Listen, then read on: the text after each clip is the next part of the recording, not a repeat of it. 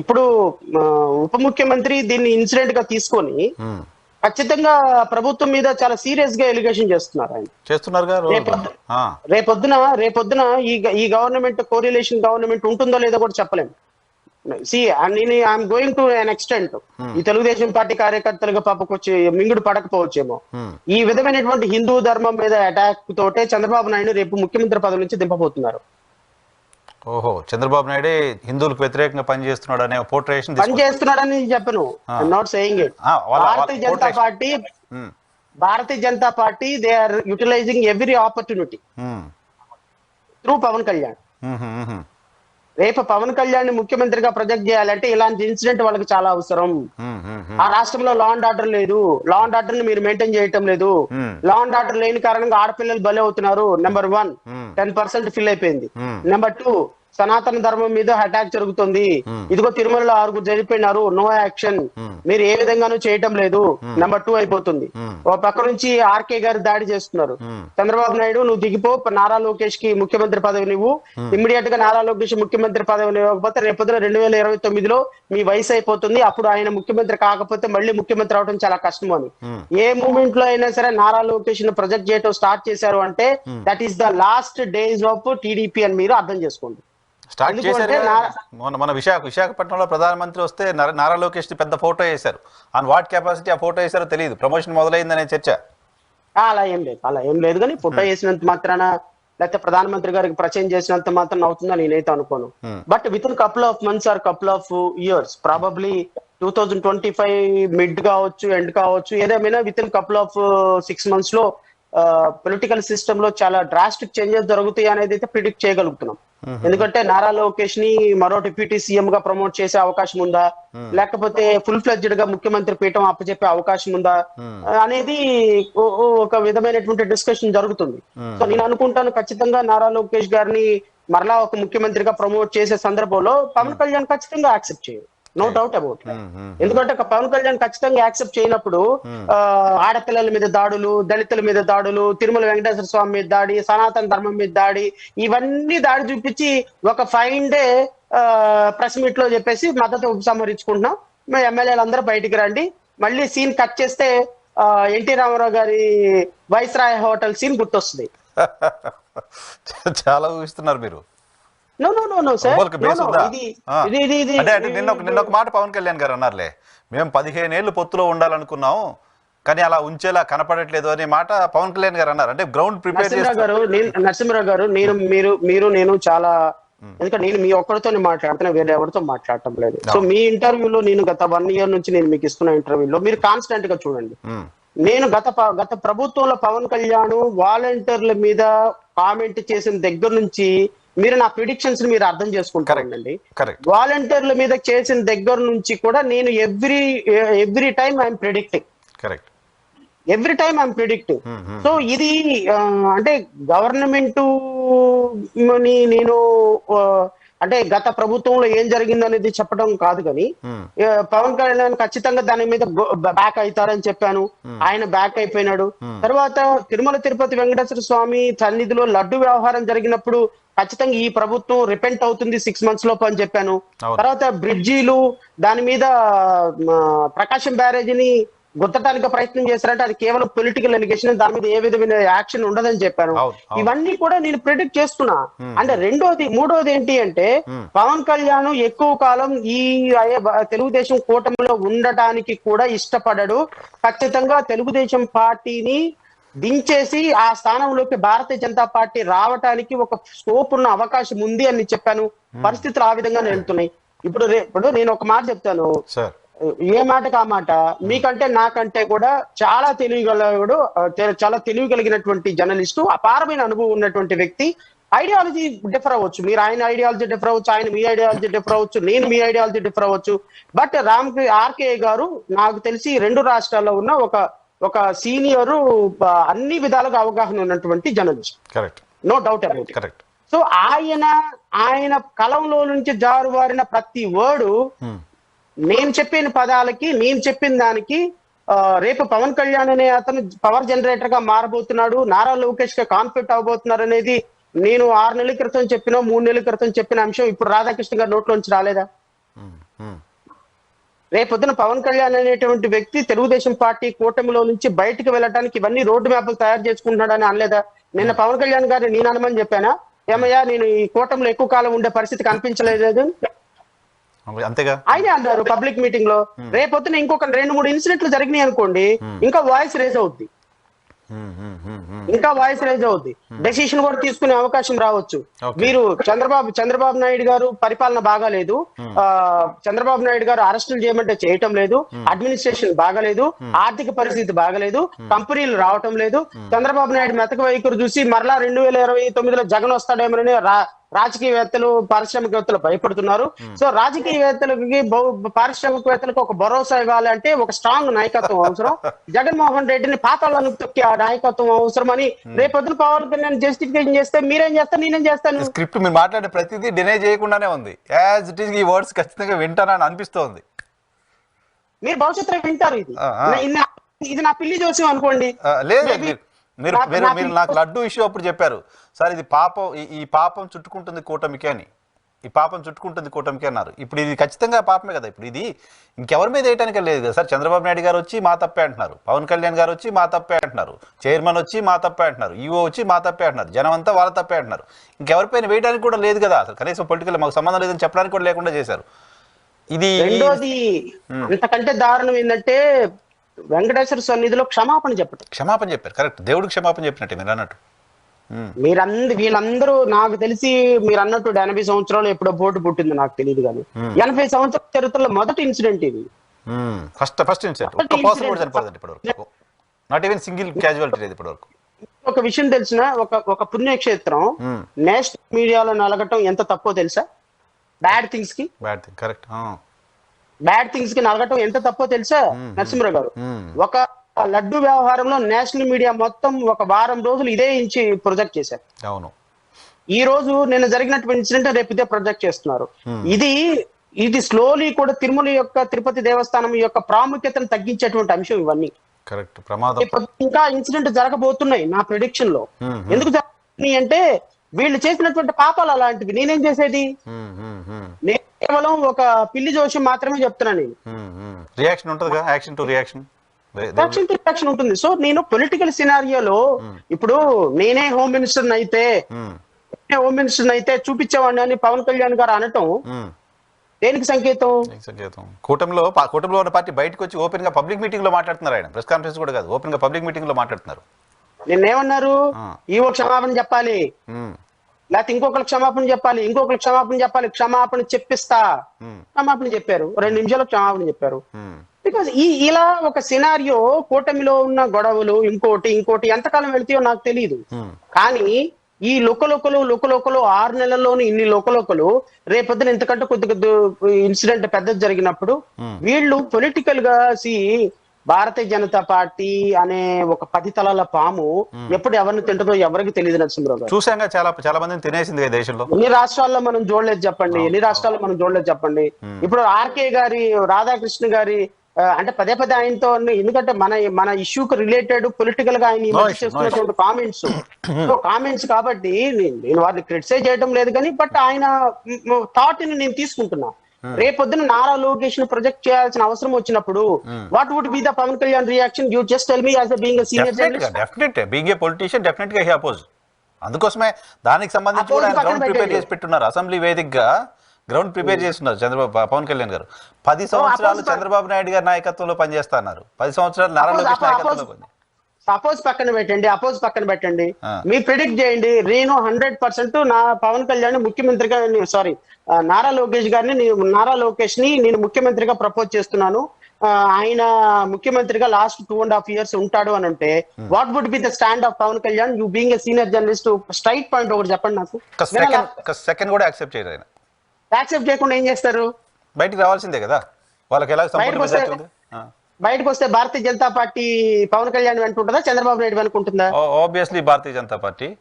Government లో నుంచి బయటకు వచ్చేసి 30 మంది ఎమ్మెల్యేలు గవర్నమెంట్ లో నుంచి బయటకు వచ్చేసి కేంద్ర ప్రభుత్వంలో బలంగా ఉన్నటువంటి ప్రభుత్వం బయటకు వచ్చేసేసి రేపొద్దున ఏం చేయగలుగుతుంది? ఇప్పుడు జగన్ పొలిటీషియన్స్ ఎలా ఉంటారో చెప్తా.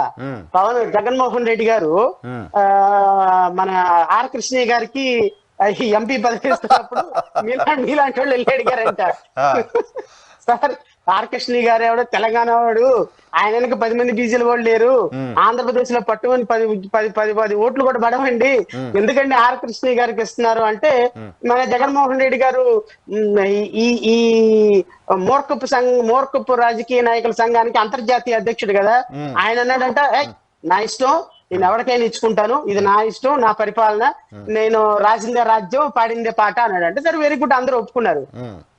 అలాగా ఒక మూర్ఖపు నిర్ణయం తీసుకొని 100 కోట్లు 200 కోట్లకు అమ్ముకోదగినటువంటి రాజ్యసభని ఒక వ్యక్తికి ఇచ్చినప్పుడు, ఆ వ్యక్తి ప్రభుత్వం పైన 3 నెలలు కూడా లేకుండా వేరే పార్టీలోకి మారిపోయింది. అవును, అవును, వేరే పార్టీలోకి వెళ్ళిపోయి రాజ్యసభ సభ్యుడు, ఇప్పుడు ఆయన బీజేపీ రాజ్యసభ సభ్యుడు.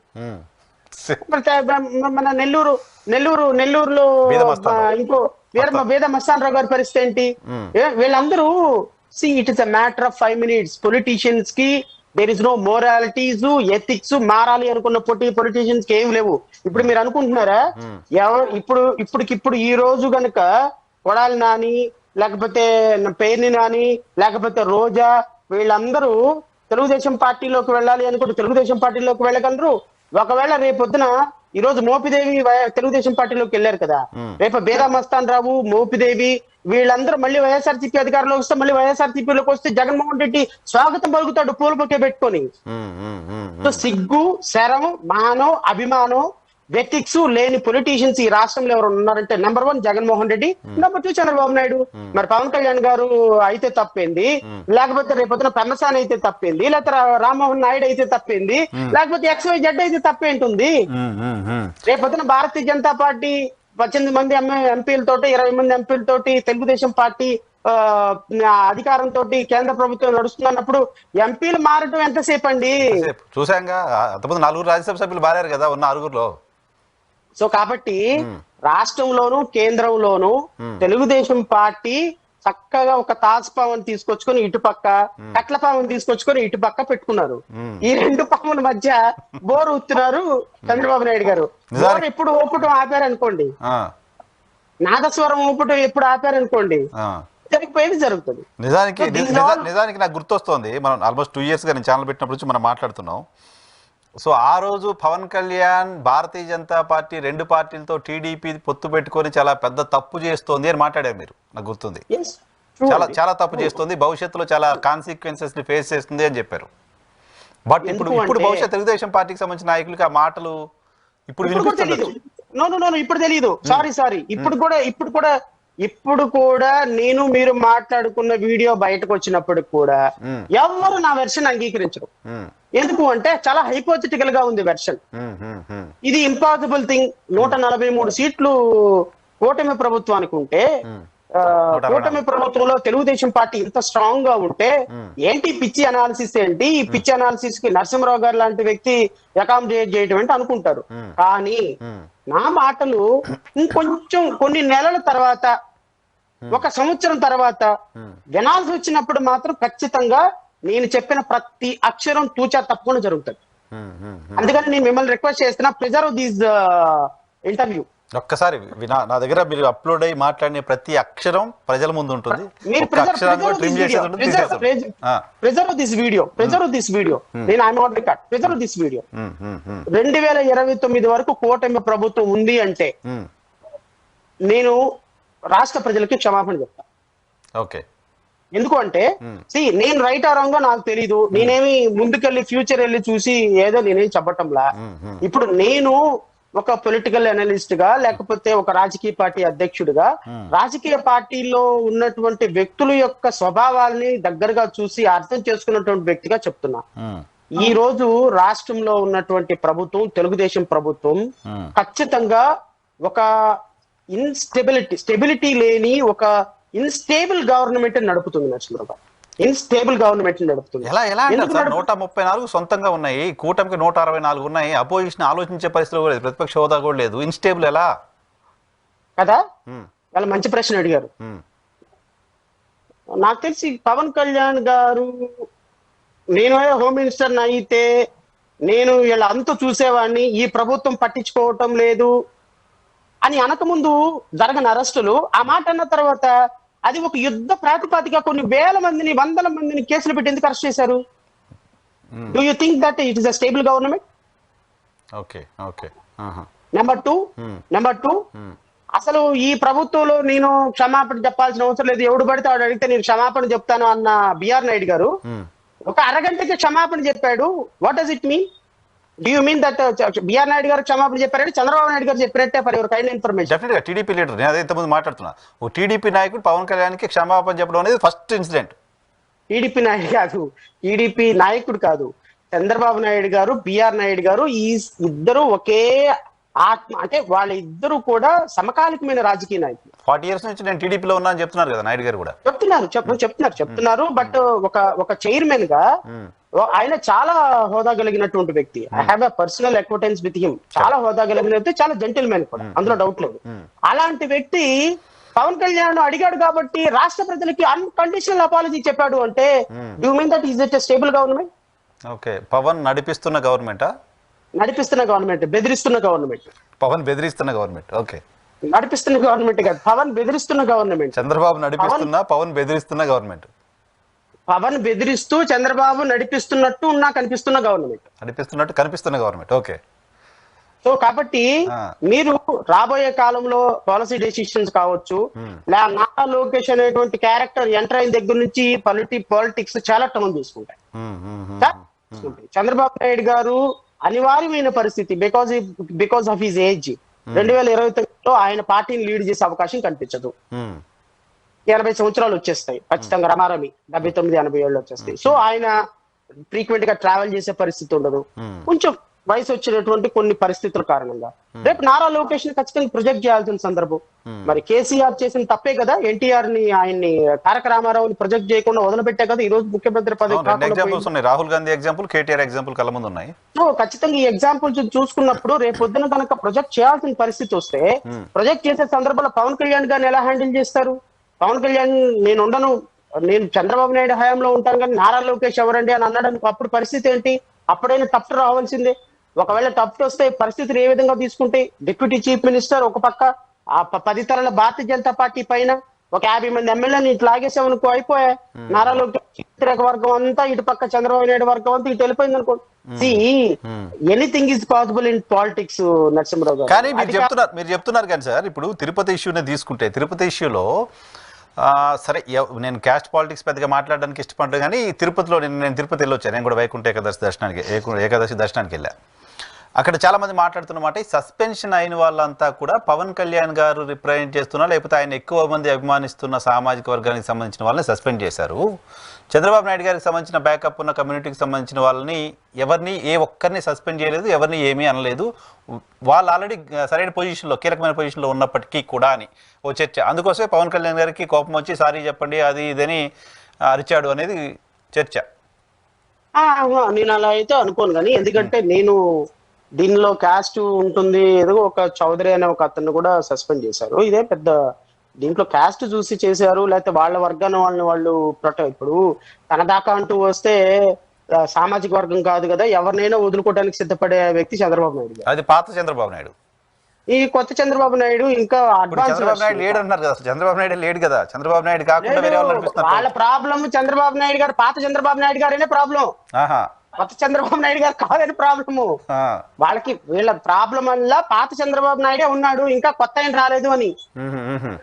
సో పాత చంద్రబాబు నాయుడు గారే కంటిన్యూ అవుతున్నారు, అదే వెర్షన్, అదే వ్యవహారం. తన సామాజిక వర్గం కోసం ఎంత దూరమైన వెళ్ళగలిగినటువంటి వ్యవస్థ ఉన్నటువంటి నాయకత్వం ఆయనకు ఉంది. కానీ నేను అది అనుకోను. నేనేమనుకుంటాను అంటే, ఇప్పుడు వాస్తవంగా చంద్రబాబు నాయుడు గారు లడ్డూలో కల్తీ జరిగింది అని చెప్పినప్పుడు పవన్ కళ్యాణ్ గారు ఆ ఇన్సిడెంట్ ని తీసుకొని సనాతన ధర్మం అని ఇంత దారుణంగా దేశవ్యాప్తంగా ఒక చర్చ జరిగేటువంటి, చేయదగినటువంటి ఇన్సిడెంట్ కాదు అది. ఎందుకు పవన్ కళ్యాణ్ లీడ్ తీసుకున్నాడు అంటే, he utilized the opportunity of the issue, a particular issue. Okay. He thought of that this issue has to be taken to some extent. ఎందుకు అంటే ఒక థాట్ ని ప్రొవోక్ చేయడానికి సౌత్ ఇండియాలో భారతీయ జనతా పార్టీ డివోటీగా, భారతీయ జనతా పార్టీ ఫాలోవర్ గా, భారతీయ Janata party Hindu సనాతన ధర్మాధికారిగా project అవటానికి ఆ ఇష్యూని ఆయన వాడుకోవాలనుకున్నాడు, వాడుకున్నాడు. ఈ ఇష్యూని ఆయన వాడుకుంటాడు అన్న సంగతి చంద్రబాబు నాయుడు గారికి తెలియదు. Okay okay. చంద్రబాబు నాయుడు గారు ప్రివెంట్ చేసే పరిస్థితి కూడా లేదు. ఎందుకు ప్రివెంట్ చేసే పరిస్థితి లేదంటే నువ్వు పో, నా ఇష్టం అంటాడు. పైగా అలిగేషన్ ఆయన చేశారు కదా, మీరు చెప్పిన దాని ప్రకారం నేను చేస్తున్నాను కదా, మీరే అన్నారు అపచారమే కదా అనేది. సో పవన్ కళ్యాణ్ మీరు దీన్ని ఇంకా ఫర్దర్ గా తీసుకెళ్లొద్దు. దీన్ని ఇప్పుడు నో డౌట్ అండి, చంద్రబాబు నాయుడు గారు ఏ క్యాస్ట్ ని ఓపెన్ గా ప్రమోట్ చేయడు. ఆయన క్రిస్టియన్లని, ముస్లింస్ ని, హిందూస్ ని మొదటి నుంచి కూడా ఈక్వల్ గా చూసేటువంటి ఒక సెక్యులర్ భావజాలం ఉన్నటువంటి వ్యక్తి. కానీ ఈ ఇన్సిడెంట్ లో పవన్ కళ్యాణ్ చేసిన డ్యామేజ్ టీడీపీకి మామూలు డ్యామేజ్ కాదు. టీడీపీకి మామూలు డ్యామేజ్ కాదు. ఆయన సనాతన ధర్మం అని చెప్పేసి తీసుకొని వెళ్ళిపోయి సీరియస్ గా రాష్ట్రంలో, దేశంలో, సౌత్ ఇండియాలో ఒక టఫ్ తీసుకొచ్చే సిచ్యువేషన్ లో is unable to even open his mouth Chandrababu Naidu గారు. ఎందుకో చెప్పనా, ఏం చేయలేని పరిస్థితి ఆయన. పవన్ కళ్యాణ్ ఎటు తీసుకెళ్తున్నాడో ఏంటో, ఇష్యూ ఎటు వెళ్తుందో అర్థం కాదు. నేను మాట్లాడింది ఒకటి, ఆయన చేసేది ఒకటి. ఇది కులాలకి మతాలకి మధ్య తెలుగుదేశం పార్టీని దూరం చేసే కార్యక్రమం. బట్ దేర్ ఇస్ నో, ఈయన దగ్గర పవర్ లేదు, మాట్లాడలేడు. పవన్ కళ్యాణ్ ఆత్మని చెప్పలేడు. పవన్ కళ్యాణ్ గారు ఏది చెబితే ఇండైరెక్ట్లీ ఆర్ డైరెక్ట్లీ ఇతను ఫాలో అయ్యే పరిస్థితి తప్ప ఆయనకి ఇది కాదు అని చెప్పే పరిస్థితి చంద్రబాబు నాయుడు గారి దగ్గర లేదు. ఇప్పుడు నేను బిఆర్ నాయుడు గారు సారీ ఎందుకు చెప్పారు? అదే సారీ పవన్ కళ్యాణ్ గారు ఇట్లా అంటున్నారంటే కూడా ఎవరో ఏదో అంటే నేను చెప్పాలా అని ఎందుకు చెప్పారు సారీ అంటే, it is these are the instructions came from CMO. You just say apology, unconditional apology అని. అదర్వైజ్ బిఆర్ నాయుడు గారు ప్రాణమైన చెప్పే వ్యక్తి కాదు. ఫస్ట్ మాట్లాడింది that is BR Naidu, second మాట్లాడింది ఇన్స్ట్రక్షన్. సో నేనేమంటానంటే నరసింహరావు గారు, ఇది రేపొద్దున గుడ్ ఆర్ బ్యాడ్ అని నాకు తెలీదు. పొలిటికల్ గా చాలా డిఫరెంట్ టోన్స్ తీసుకునే అవకాశం ఉంది. ఈ డిఫరెంట్ టర్న్ లో ఏ పార్టీ అంతర్ధానం అవుద్దో మనకు తెలియదు. పొలిటికల్ చేంజ్ ఖచ్చితంగా జరిగే అవకాశం ఉంది. పొలిటికల్ చేంజ్ ఖచ్చితంగా జరిగినప్పుడు నాయకత్వం ఖచ్చితంగా కోల్పోవాల్సిన అవకాశం ఉంటుంది. ఎందుకంటే రాష్ట్రంలో ఒక పొలిటికల్ చేంజ్ రావాలి అంటే భారతీయ జనతా పార్టీ లాంటి ఈ పార్టీ మేబీ అధికారంలోకి రావడానికి పవన్ కళ్యాణ్ ఒక ఇన్స్ట్రుమెంట్ గా వాడుకోవచ్చు, ఉపయోగపడవచ్చు. పవన్ కళ్యాణ్ అనేటువంటి వ్యక్తి లేకపోతే మన భారతీయ జనతా పార్టీకి అన్ని ఎంపీలను, అన్ని ఎమ్మెల్యేలు వచ్చిన ఛాన్సే ఉండేది కాదు కదా. జనరల్ గా మనం బయట నుంచి చూసినప్పుడు అటువంటి ఇది లేదు. అసలు ఈ రాష్ట్రంలోకి ఎంట్రన్స్ దొరికిందా పవన్ కళ్యాణ్ తోటి. రేపు Pawan Kalyan is also very much loyal to BJP. So Bharatiya Janata party రేపొద్దున ఆంధ్రప్రదేశ్ రాష్ట్రంలో నిలదొక్కుకోవాలి అని అనుకుందనుకో, అంటే ఇప్పటికిప్పుడు ఏదో ఇమ్మీడియట్ గా జరుగుద్దని నేను కూడా చెప్పడానికి సిద్ధంగా లేను. ఎందుకంటే జరగనివ్వండి, కొన్ని పరిస్థితులు చంద్రబాబు నాయుడు గారు సాఫ్ట్ గా వెళ్ళిపోతున్నంత వరకు ఏం కాదు. కానీ రేపొద్దున చంద్రబాబు నాయకత్వం మారాల్సిన పరిస్థితి వచ్చి గనక థర్డ్ పర్సన్ ఇంటర్వెన్షన్ వచ్చింది అంటే then political system will drastically change అవుతుంది. ఆ చేంజ్ అయ్యే సందర్భంలో పవన్ కళ్యాణ్ గారు, భారతీయ జనతా పార్టీ ఇప్పుడున్న ప్రభుత్వాన్ని కోలదొయ్యటానికి కూడా వెనకాడడం అనేది నా ప్రిడిక్షన్. నేను అదే చెప్తాను, నా ప్రిడిక్షన్. ఈ ప్రిడిక్షన్ కరెక్ట్ అవ్వచ్చు, కరెక్ట్ అవ్వకపోవచ్చు. మరలా రేపొద్దున ఇంట్లో వెళ్ళాలి వంటింట్లో ప్రియురాల్లాగా ఒక భార్య ఇద్దరు భర్తలు, లేదా ఒక భర్త ఇద్దరు భార్యలాగా ముగ్గురు కూటమిలో చక్కగా 3 పార్టీలు కలిపి కూటమిలో మళ్ళీ పోటీ చేయొచ్చు. మళ్ళీ రేపు అధికారంలో ఎనీథింగ్ మే హ్యాపెన్. బట్ నాకున్న చిన్నపాటి లిటిల్ బిట్ ఎక్స్పీరియన్స్ తో నేను ఒక చిన్న ప్రిడిక్షన్ చెప్తున్నా. ఆ ప్రిడిక్షన్ కన్ఫర్మ్ అయింది అనుకోండి అవుతుంది, అవ్వలేదు అనుకోండి నెక్స్ట్ టైం నుంచి ఈ ప్రిడిక్షన్ చెప్పడం మానేస్తాను. ఓకే, మీ ప్రిడిక్షన్ ఇప్పటికైతే అక్యురసీ ఉంది, ఇప్పటికైతే ఫెయిల్యూర్ లేదు. చెప్పినవి జరుగుతూ వస్తున్నాయి. నేను కూడా మీతో మాట్లాడుతున్నప్పుడు గతంలో మాట్లాడినవన్నీ గుర్తొస్తుంటే, పర్టికులర్గా ఎలక్షన్ ముందు పవన్ కళ్యాణ్ విషయంలో మీరు టీడీపీని వార్న్ చేసి చెప్తూ వచ్చింది చాలాసార్లు చెప్పారు, చాలా సందర్భాల్లో చెప్పారు. బహుశా టీడీపీ వాళ్ళకి మీరు అన్నట్టుగా కొన్ని రోజుల తర్వాత రిలేషన్ వస్తుందేమో. చివరిగా సార్ కంక్లూడ్ చేస్తూ, గతంలో లడ్డూ ఇష్యూకి సంబంధించి చాలా గందరగోళం చేశారు. నారా లోకేష్ గారు చాలా యాక్టివ్గా మాట్లాడుతూ వచ్చారు. తిరుపతికి వెళ్ళారు, మీరు రండి సుబ్బారెడ్డి గారు అంటూ సవాల్ చేశారు. ఈ ఇన్సిడెంట్లో ఎందుకు నారా లోకేష్ మౌనం పాటిస్తున్నారు, ఎందుకు మాట్లాడలేదని చెప్పి అనుకుంటున్నారు మీరు? ఏ ఇన్సిడెంట్ లో? ఇప్పుడు ఇన్సిడెంట్ లో తొక్కిసలాటకు సంబంధించిన అంశంలో. అంటే తొక్కిసలాటకు సంబంధించిన అంశంలో దీన్ని ఎంత ఎక్కువ మంది అడ్రస్ చేస్తే అంత నష్టం పార్టీకి. ఓకే, ఆల్రెడీ బాబు గారు అడ్రస్ చేశారు కదా అని. బాబు గారు అడ్రస్ చేశారు కాబట్టి ఇది ఇప్పుడు వీళ్ళు దీన్ని జస్టిఫై చేసుకోవడానికి అవకాశం లేదు. జగన్మోహన్ రెడ్డి మీద నెట్టడానికి అవకాశం లేదు. ఇప్పుడు కంపెనీలు ఎందుకు రావట్లేదయా అంటే మళ్ళీ జగన్ వస్తాడేమో భయం వేస్తుందండి, అందువల్ల కంపెనీలు ఎవరు రావట్లేదండి అనొచ్చు. స్కూల్ ఎందుకు బాగు చేయలేదే అంటే, అయ్యో 5 సంవత్సరాలు స్కూల్ నాశనం చేసేసారండి, ఇప్పుడు కొత్తగా రీకన్స్ట్రక్ట్ చేయాలంటే చాలా కష్టపడుతున్నామండి అని. బాబు స్కాలర్షిప్లు ఎందుకు ఇవ్వట్లేదండి, గత 5 సంవత్సరాల్లో బాకీలు పెట్టారండి, అందువల్ల నేను ఈ 5 సంవత్సరాలు బాకీలు కట్టడానికే సరిపోతుందండి, అందువల్ల నేను అంటే ప్రతి దానికి ఒక జస్టిఫికేషన్ ఉంది. ఇప్పుడు ఈ ఇన్సిడెంట్ లో నిజంగానే కనుక అనకూడదు, కానీ గత ప్రభుత్వంలో ఒక 8 మంది చచ్చిపోయి ఉన్నారనుకోండి ఇలాంటి ఇన్సిడెంట్ లోనే, ఇప్పుడు నారా లోకేష్ వచ్చి గత సంవత్సరం 8 మంది చచ్చిపోయారండి, ఇంకా మా ప్రభుత్వంలో 6 చచ్చిపోయారని చూడడానికి అవకాశం ఉంటుంది. This is the first occasion కదా ఇన్సిడెంట్. టీటీడీ చరిత్రలో ఇంత దుర్ఘటన మొదటి దుర్ఘటన. దీన్ని నారా లోకేష్ అడ్రస్ చేస్తే ఈ ఇష్యూస్ కి ఇంకా కొంచెం సీరియస్నెస్ వస్తుంది. అంటే ప్రతి ఒక్కళ్ళు అడ్రస్ చేసుకుంటూ వెళ్ళకూడదు, ఎందుకంటే మన వైపు తప్పు ఉన్నప్పుడు ముఖ్యమంత్రి గారు పెద్ద అయినప్పుడు ఆయన అడ్రస్ చేసిన తర్వాత ఇంకా ఆయనకంటే కింద వాళ్ళు వచ్చి అడ్రస్ చేయటం అనేది కరెక్ట్ కాదు. ఇంకొకటి కూడా చెప్తా, అసలు పవన్ కళ్యాణ్ అనేటువంటి వ్యక్తి 2 లక్షల పుస్తకాలు కాదు కదా, 2000 పుస్తకాలు చదివినా ఆ 2000 పుస్తకాలు ఏదో ఒక చోట ఉంటది కుక్క పని కుక్క చేయాలి, గాడిద పని గాడిద చేయాలని. నిన్న కుక్క పని గాడిద చేసింది. తిరుమల ఇన్సిడెంట్ పవన్ కళ్యాణ్ గారు అడ్రస్ చేయకూడదు, is not suppose to go, because the head of the institution Chandrababu Naidu garu is already issue address the issue. Correct. Address the issue అయిన తర్వాత there is no post in deputy chief minister in constitution అండి. అవును. You are also a council of minister. You are one of them. 216 article 216 ప్రకారం you are one among the ministers. So Pawan Kalyan నేను చంద్రబాబు నాయుడు గారు address చేసిన తర్వాత you are not suppose to go there. కానీ party కాదు sir, party అధ్యక్షుడు కదా, ఇంకో పార్టీ ఉంది, ఆ పార్టీ అధ్యక్షుడు కదా. Party no, you are part and parcel of the government. Of course he is a party president కదా. నో బీజేపీ వాళ్ళు ఎందుకు వెళ్ళలేదు? బీజేపీ వాళ్ళు ఎందుకు వెళ్ళలేదు చెప్పండి. వెళ్ళలేదు. కరెక్ట్. రాష్ట్ర అధ్యక్షుడు కూడా వెళ్ళా. ఎందుకు వెళ్ళలేదు అంటే ఏదో ప్రోటోకాల్ సార్. మీరు ఈ గవర్నమెంట్ లో భాగస్వాములు అయినప్పుడు right from Chandrababu Naidu is the first man and attender is the last man. So in between మీరు అందరూ ఉన్నారు.